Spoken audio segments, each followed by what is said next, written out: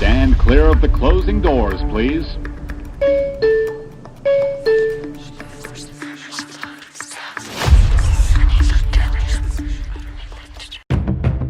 Es importante que tengas proveedores certificados. Eso te va a permitir que toda tu cadena de producción esté controlada, esté validada, que sepas el origen de los insumos que estás utilizando. Tienes que tener en cuenta que al ser emprendedor es como si te convirtieras en papá. Vas a trabajar para ese bebé que estás construyendo toda la vida. Tienes que tener paciencia. Lo más importante como consejo es estudiar, analizar, no temer, seguir.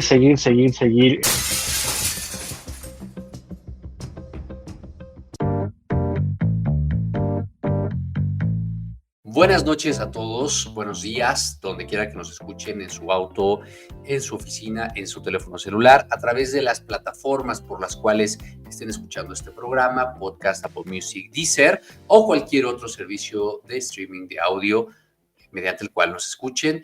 El día de hoy estoy muy contento porque nos acompaña en el estudio nuestro querido analista. Analista, ¿cómo estás? Buenas noches. Buenas, queridísima Sombra. Estoy más que feliz de escucharte. La verdad, ya nos hacía falta otra vez regresar a esto de las andadas, seguir con estas producciones que la verdad intentamos hacer para todos nuestros escuchas. Y bueno, ¿qué tema vamos a tener hoy, querida Sombra? Ilústranos. Fíjate que el día de hoy vamos a contestar a la pregunta que habíamos tenido en programas anteriores y que por cuestiones de fechas no habíamos podido responder.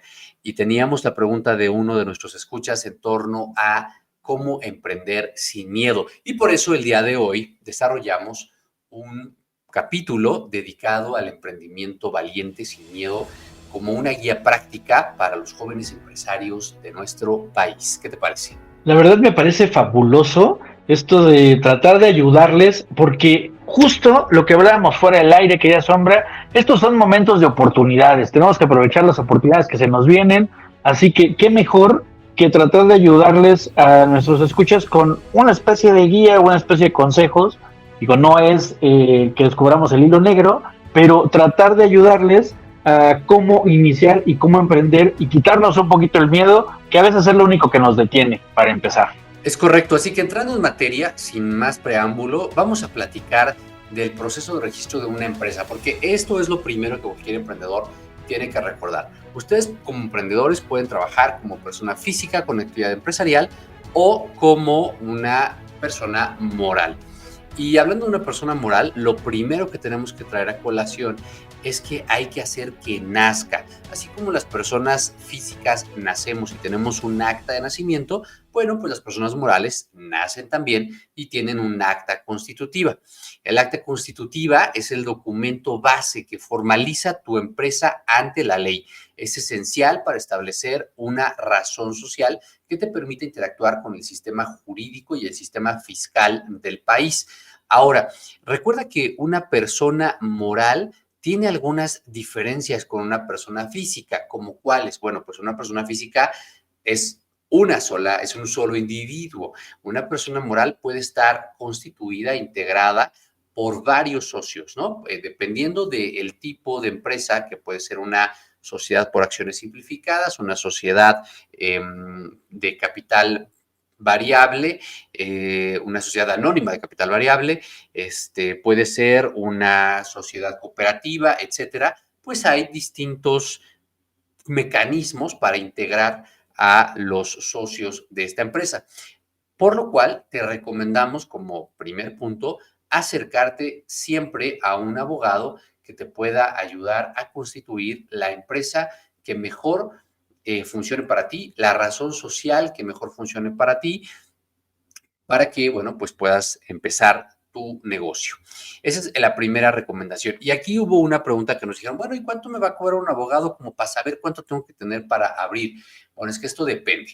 O sea, si tú te vas a un abogado, a un despacho de abogados especialistas en derecho mercantil o en derecho de empresa, o pues vas a pagar honorarios por hora.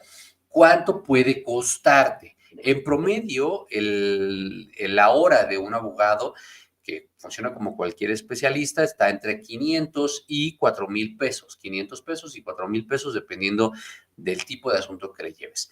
Entonces, piensa que pues tendrás que tener unos 1,000 pesos para poder consultar, salvo que tengas algún buen amigo por ahí que te pueda ayudar y te haga algún descuento o algo así, pero piensa que esto es un costo que tienes que tener. Luego tenemos el registro de marca. ¿Por qué es esto importante? Analista, ¿por qué es importante esto? Bueno, el registro de marca, querida Sombra, no es otra cosa más que registrar nuestro nombre de negocio, nuestra idea, ante el Instituto Mexicano de la Propiedad Industrial, que nos va a dar de entrada un derecho exclusivo de uso en todo el país por 10 años. Este registro también es renovable. El registro de marca nos permite el tener y dar certeza sobre lo que estamos creando, que seamos los que podamos usar ese nombre. Ustedes recordarán Oxxo, recordarán Disney, recordarán Mickey Mouse. Ese tipo de cosas podemos registrar cualquier tipo de cosa, desde un personaje, el nombre de una tienda, una canción, todo ese tipo de cosas podemos registrarlas y nos van a dar la certeza de que somos los dueños auténticos de eso que estamos creando y qué mejor que llevar a cabo el registro. El registro va a tener un costo de 2,457 pesos con 79 centavos masiva, ese es el costo actual. Va a durar 10 años y además nos permite ser renovables y única y exclusivamente vamos a requerir tener o contar con nuestra fiel, registrar la solicitud, adjuntar documentos PDF, pagar, firmar con la misma fiel, descargar acuse y consultar el estatus a través de Marcanet. Este trámite lo podemos llevar a cabo de manera presencial o lo podemos llevar a cabo a través de buzón en línea o correo de mensajería. Es importante señalar que una cosa es meter la solicitud y otra cosa es que nos respondan que procede esa solicitud, ¿no? Porque muchos de las personas que inician un negocio piensan que exclusivamente ya hice el trámite y ya soy el dueño de esa marca, ya Pepito hot dog es mío. Y no, también hay que considerar que no todas las tipos de palabras se pueden se pueden registrar. Hay palabras que son exclusivas. También hay que acordarnos que es tan importante como recordar que el nombre de Virgen de Guadalupe no lo posee la iglesia, ¿no? Entonces, ahí estaría padrísimo hablar un día de cuáles son los nombres más raros que tiene el INPI, pero bueno, esos serían los pasos, querida Sombra. Sigamos con el siguiente paso. ¿Y qué documentos necesitamos? Esto creo que es importante para registrar nuestra marca ante el INPI. Perdóname, esos documentos son solicitud de protección de signos distintos A o B, comprobante de pago, documento que acredite la personalidad del mandatario, que esto puede ser opcional, reglas de uso, es decir, si hay varios solicitantes de ese mismo, y algunos otros documentos que puedan ser necesarios dependiendo del caso. Cada tipo de registro que llevamos a cabo esa marca tiene ciertas especificaciones, así que los invitamos a seguir la página o visitar la página del INPI y ahí les va a explicar por categoría cuál es el registro. Hay a veces ocasiones que hay empresas también, emprendedores también, que se dedican a decirte cómo registrarte, pero la verdad es que es tan claro si tú sigues la guía del INPI que no necesitas muchas veces de nadie, nada más tener bien pensada tu idea y llevar a cabo el seguimiento de la guía que te ofrece el propio INPI. Súper. Bueno, pues ahora vamos a hablar rápidamente de las actividades fiscales y la facturación. Esto nos va a permitir cumplir con el Servicio de Administración Tributaria, pues que es quien nos fiscaliza y con quien es tan importante cumplir y estar en línea. Lo primero que quiero comentar acá es que tenemos la obligación de facturar todas nuestras operaciones comerciales. O sea, si tú vendes osos de peluche y vendes 30 osos de peluche, pues vas a necesitar emitir una factura por esos 30 osos de peluche. Para lo cual puedes usar la aplicación gratuita que el SAT pone a tu disposición. Esto me podrías decir, oye, Israel, pero es que esto yo creo que puedo hacerlo yo desde mi portal y entonces yo veo cómo lo puedo hacer en el SAT y no necesito ayuda de nadie y te voy a decir que tienes toda la razón. Sin embargo, es muy importante que desde que empieces tus operaciones tengas el acompañamiento, la asesoría de un contador o contadora. ¿Por qué? Porque puede ser que la operación financiera sea sencilla durante los primeros 24 meses. Sin embargo, en la medida en la que tu negocio crezca, vas a requerir tener un soporte más robusto para poder atender pues las prerrogativas que el Servicio de Administración Tributaria tiene y muchas veces también pues para que tu información financiera sea sólida y te permita tener acceso a otro tipo de garantías como los seguros y las fianzas, de las cuales hablaremos un poco más adelante. Pero, bueno, por darle un ejemplo, pues si quieres entrar a un gran negocio, es muy probable que necesites apalancarte, y este es un concepto muy interesante del cual también platicaremos más adelante, que es el apalancamiento, necesites apalancarte de empresas afianzadoras como Sofimex, que les mandamos un cordial saludos a nuestros amigos de Sofimex, y que te permitirán acceder a mayores capitales con una reducción sustantiva de riesgo y también con un costo pues inferior siempre y cuando tu información financiera sea sólida. Muy bien, por eso es importante tener orden contable. Segundo, es importante que tengas proveedores certificados. Eso te va a permitir que toda tu cadena de producción esté controlada, esté validada, que sepas el origen de los insumos que estás utilizando, particularmente importante en el sector alimenticio, particularmente importante en el sector industrial relativo a bienes de capital, muy importante también. Y el otro punto es la creación de una cuenta de incorporación fiscal. Todo esto es en el SAT. Por eso es importante que tengas un buen asesor, pues, contable. Ahora, para poder abrirte a tu vida fiscal, vas a necesitar tener una e-firma, un sello digital, una cuenta SER, una clave key, y todos estos archivos, ahora son archivos digitales, pues te van a ayudar a poder generarlos en el SAT. Sacas una cita o lo saca tu contador, llevas un USB, una serie de documentación que te van a solicitar de tu empresa, y puedes empezar a facturar. Por eso, muy importante que puedas hacerlo en compañía de un contador. Ahora bien, vamos a platicar del espacio físico, querido analista. Cuéntanos, aquí se pone interesante porque en el país hay distintas normatividades, hay distintas condicionantes dependiendo del estado en el que te encuentres, pero pues para efectos de este programa vamos a platicar de cómo ocurre la apertura de un espacio físico en la Ciudad de México. Analista, adelante. Ok, querida Sombra. Mira, aquí vamos a hablar de cómo aperturar un local comercial en la Ciudad de México, considerando que es la base cabecera del país. Entonces vamos a pensar cómo debe de ser la apertura de este local. Hay que tener en cuenta, como bien les dijo la Sombra, que cada estado, cada municipio tiene su propia legislación.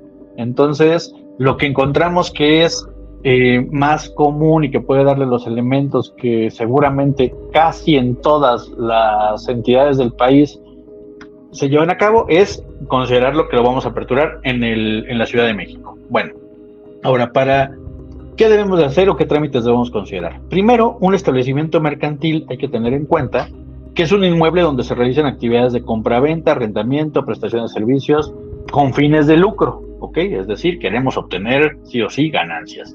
La clasificación de estos establecimientos se van a dividir en bajo impacto, impacto vecinal e impacto zonal. Cada uno de ellos tiene ciertas características que les explicaremos en otra de las sesiones. Los trámites claves son el certificado único de zonificación de uso de suelos. Aquí en la Ciudad de México tiene un costo de 1,542 pesos y nos va a asegurar que el local o tu local puede operar el giro que deseas, ¿ok? Hay que tener en cuenta también que, de acuerdo a esa clasificación, no todos los tipos de giro están autorizados para todos los locales que se te ocurra, ¿ok? Ahora, necesitas el visto bueno de seguridad de operación, que va a garantizar que tu local es seguro para recibir personas. Este trámite es gratuito, un poco laborioso, pero gratuito al fin. La autorización del programa interno de protección civil, necesario para garantizar la seguridad ante emergencias. Algunos establecimientos solamente requieren señalización, otros pues sí requieren cumplirlo al 100%. El ingreso de aviso a solicitud de permiso, que este se realiza en el sistema electrónico de avisos y permisos de establecimientos mercantiles CIAPEM, y también es un trámite gratuito. Y este CIAPEM te va a permitir realizar 14 trámites relacionados con tu establecimiento. Hay otros trámites que deben de hacer de acuerdo al municipio o institución donde se encuentren, pero ya lo irán descubriendo si ustedes van visitando las páginas que emite el gobierno local y federal.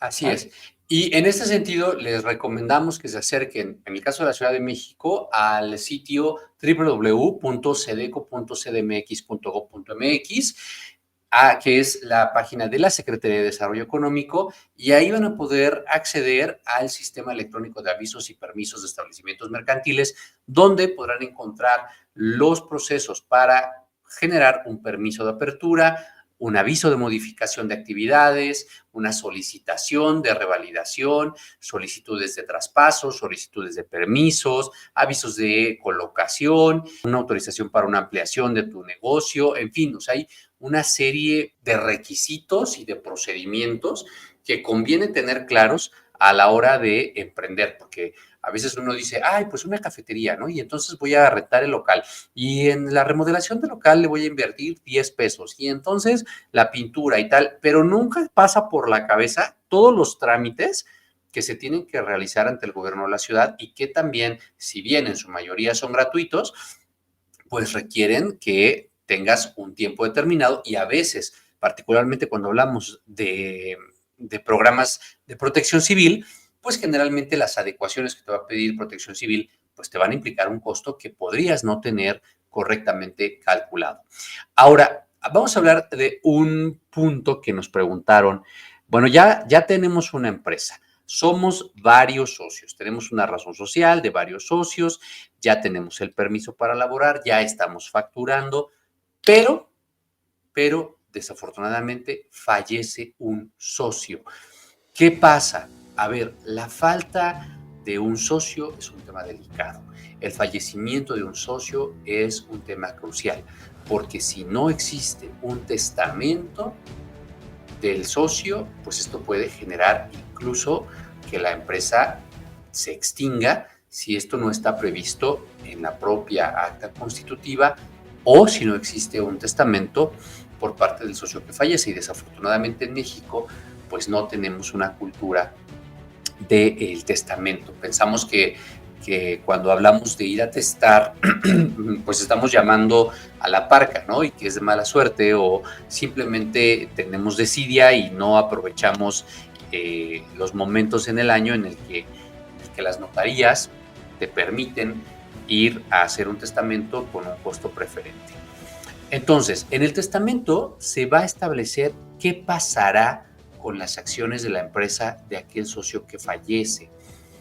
Si no existe este testamento, los socios tienen que iniciar un juicio testamentario que puede demorar meses o años, que es costoso, que muchas veces es la causa, pues, del abandono de las razones sociales. En ese sentido, la consecuencia de la ausencia de un testamento es la paralización de la propia empresa, la incapacidad de facturar, la incapacidad de realizar pagos, eventualmente la incapacidad de acceder a los fondos que se encuentre en las cuentas de la empresa. Es importante entonces que revises que en tu acta constitutiva se establezca el mecanismo para subsanar la ausencia de un socio en caso de fallecimiento y que todos los socios tengan un testamento en el cual estén considerada su participación accionaria. Recuerden que tenemos testamentos públicos y privados. Los testamentos públicos se hacen ante un notario y los testamentos privados se pueden hacer con un abogado y un notario. Entonces, importantísimo que de tu lado derecho tengas un abogado y de tu lado izquierdo tengas a un contador. Muy bien, pues estamos a punto de terminar, querido analista, la sesión del día de hoy, Pero me gustaría que tú, que eres un hombre tan emprendedor, tan concienzudo del futuro, tan cuidadoso tanto de tus bienes como de tu obligación con el Estado y con la sociedad, nos cuentes cómo ha sido tu jornada rápidamente en 5 minutitos que nos quedan como emprendedor. ¿Cuáles han sido los retos que has ido superando, las dificultades que han sido más relevantes, de las cuales has aprendido? Y bueno, si tú pudieras darte a ti mismo una recomendación a tu yo de hace 10 años, ¿qué recomendación te darías? Bueno, Sobra, la verdad es que ser emprendedor, de entrada, creo que es ser valiente, ¿no? Tienes que tener en cuenta que al ser emprendedor es como si te convirtieras en papá. Vas a trabajar para ese bebé que estás construyendo, pues toda la vida, ¿no? Digo, hay que tener en cuenta que cuando constituyes una empresa y estás ante el notario, te dice cuánto tiempo, cuál es la duración que va a tener su empresa, y generalmente optas por 99 años. Yo esperaría vivir 115 para disfrutar los 100 y nada más tener 15, ¿verdad? Pero no pasa eso. Entonces, la realidad es que, primero que todo, tienes que tener paciencia. Creo que lo más importante como consejo es estudiar, analizar, no temer, seguir luchando, estarte haciendo de información que te permita conocer financiamientos, acceso a financiamientos. Si vas a empezar desde el principio tu idea, tu negocio, pues el negocio inicia desde la idea que vas a plantear, qué es lo que quieres, cómo la ves, cómo la visualizas, tratar de hacer un estudio, un análisis que te vaya acercando a la realidad de lo que quieres, porque a veces nos hacemos cuentas alegres y decimos, no, yo voy a vender 10,000 millones de pesos por segundo, y resulta que la realidad es otra. Entonces, si tú te dedicas y le dedicas tiempo a tu idea, a tu concepto, desde el inicio, y lo vas puliendo, creo que puedes llegar a un buen término, es decir, a un buen emprendimiento, un buen inicio de operaciones, y de ahí en el camino, pues vas a seguir todos los días teniendo que aprender y atender nuevos retos. Entonces, el consejo que yo daría es: no tengas miedo, aviéntate, empieza. Todo el mundo quisiéramos los grandes capitales. A veces puedes emprender desde 10 pesos en la bolsa. Yo les diré, algún día les contaré que yo inicié negocios con 70 pesos. Entonces, creo que sí se puede. Puedes levantarte, puedes echarle ganas, y los grandes emprendedores, yo todavía creo que no soy uno de ellos, pero los grandes empresarios, ya más bien empresarios y no emprendedores, tienen en su haber y en su historia que han fracasado increíbles ocasiones para lograr estar donde están. Así que no tengan miedo a fracasar. El fracaso es aprendizaje, así como la crisis es oportunidad. Así es, muchísimas gracias, analista. Pues esperamos que este episodio haya sido de utilidad para todos ustedes. Recuerden que el que emprende por algo más que el dinero. Los que decidimos emprender, emprendemos porque lo que buscamos es satisfacer una necesidad que está más allá de tu cuenta bancaria. Por supuesto, tu cuenta bancaria tiene que atender a esa necesidad, pero también es un camino, pues, de retos, es un camino de resiliencia, es un camino de aprendizaje, es un camino de constancia, de disciplina. Te invitamos a que emprendas sin miedo, y nos escuchamos la próxima semana. ¡Adiós!